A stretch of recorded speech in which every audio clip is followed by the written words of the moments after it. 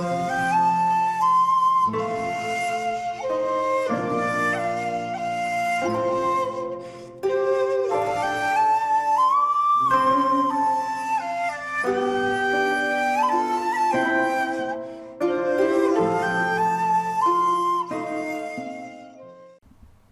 there, this is Solitary Ronin from Solitary Ronin Films, and welcome to another random review. Today's random review is The Scarlet Hour from 1956, directed by Michael Curtiz. This is indicator spine number 152. And this is a lovely little film noir that has perhaps no stars, but a lot of talent. We just get a commentary by Alan K. Rode, or Alan K. Rode from 2022.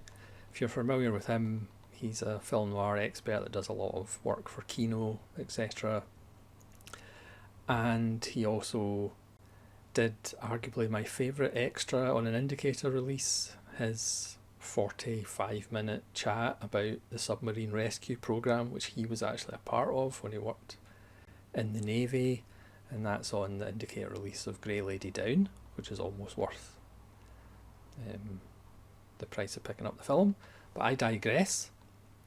Let's talk about The Scarlet Hour, again directed by Michael Curtiz, who made a lot of wonderful films.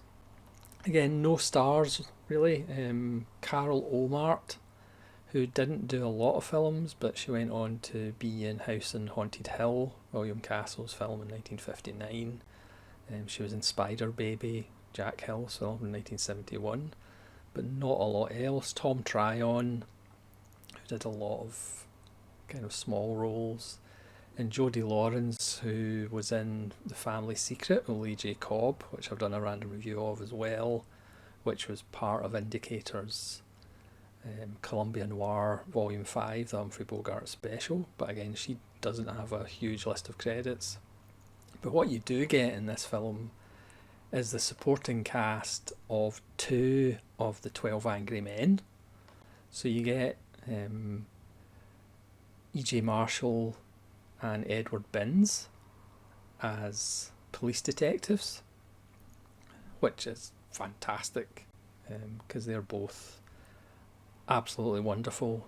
So you get this bonus of getting 2 of the 12 Angry Men. The film itself has all the trappings of noir that we've seen so many times before, but the thing that makes it stand out for me is it's just so juicy. It's so juicy. So Carol Omart stars as the femme fatale, who we see at the beginning of the film in a car in the middle of nowhere, a close-up of the rear view mirror, and she's applying lipstick back on her lips after no doubt using it all up on a guy called Marshall, played by Tom Tryon.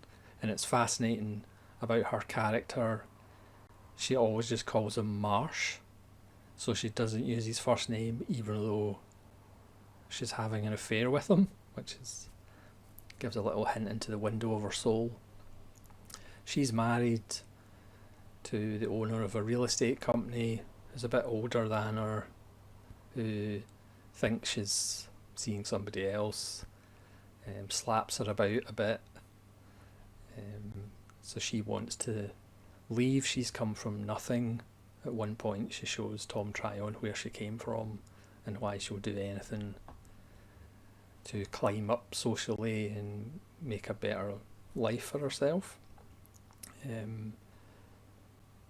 And Tom Tryon happens to be the second in line in her husband's business.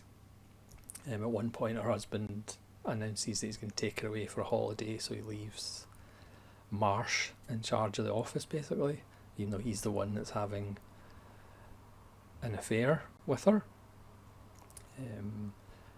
The boss leaves a tape message on his dictaphone machine about how he thinks somebody's having an affair with his wife.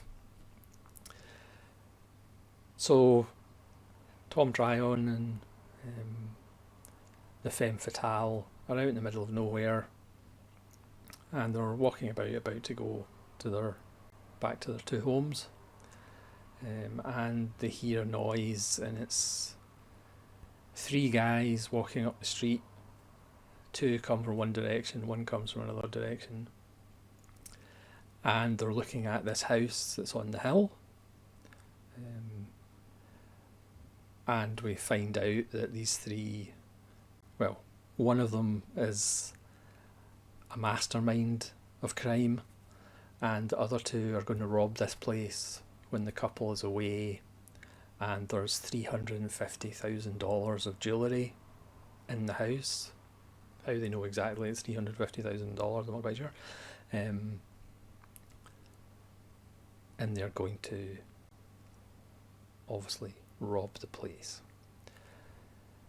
Tom Tryon, or Marsh, he originally says, "Do you think we should contact the police?" And of course the femme fatale is like, "Don't be silly, because then we'll have to explain what we're doing here. This isn't time for the Boy Scout routine, and that doesn't pay anyway." So there's no subtlety to what her character is. And one of the great things about this film is Carol Omart's performance. This is her debut. This is her first film, and she acts like it's her last film. She just goes full femme fatale. You know, at one point in the story, she tries to put the finger on somebody else, and you can see the wheels turning, not very subtly in her head. It's just such a juicy performance. But of course, in noirs, there's always the kind of virgin and the whore. So we've got the femme fatale, but we've also got the boss's secretary, who obviously adores Marsh. You know, when he comes in, she fixes his tie and fixes his jacket and has offered to make stew for him. Wants him to share her donuts. That's actually real, not a pseudonym or a metaphor for something. So you obviously have the femme fatale, and you have this woman that, of course, he can't see that she's blatantly in love with him. But again, he wants that excitement, the danger of the femme fatale, even though, like I say, she doesn't even call him by his first name. We don't actually know what his first name is. Everybody just calls him Marsh. It's very strange. So we have that dynamic. And then after the husband goes a bit too far and gives Carol Omart a black eye, Marsh is obviously furious and wants to confront him. But then the little wheels have been going round, and the femme fatale suggests, why don't we go to that house and rob the robbers? We'll get $350,000 of jewellery. I don't know how they were going to fence the jewellery, but that's a small detail. And again, she just plays Marsh along because he's so desperate to be with her, even though you can tell that she's bad news. You know, some noirs are a little bit more kind of subtle about the femme fatale, and you can kind of see, you know, the attraction or whatever. But Carol Omart is just so psychotic in this. It is absolutely wonderful. So they go to rob the robbers, but of course the suspicious husband has been tailing the wife, So he turns up and things get complicated, and that's as far as I'll go. And then obviously we do have the two of the 12 Angry Men turn up as police officers. So something happens, obviously. And then not only do you have the police sniffing round, but you also have the robbers and the criminal mastermind snooping around. It's just a wonderful noir. Like I say, Alan K. Rody is always great in his commentaries. It's really enjoyable and gives lots of details and information. For example, the titles comes up kind of in the form of a book with the Scarlet Hour. But as Rody says, that's not based on a book, so I don't know why they've got a book coming up in the opening credits. It was co-written by Frank Tashlin, who would go on and make his own films. It's just a bright, breezy, wonderful hour and a half. If you're a fan of noir, it's a really enjoyable one. Again, all the kind of tropes are there, all the kind of cliches are there, but it's just done so well. The performances are tremendous, especially by the leading lady, and you get great support by Binns and E.G. Marshall,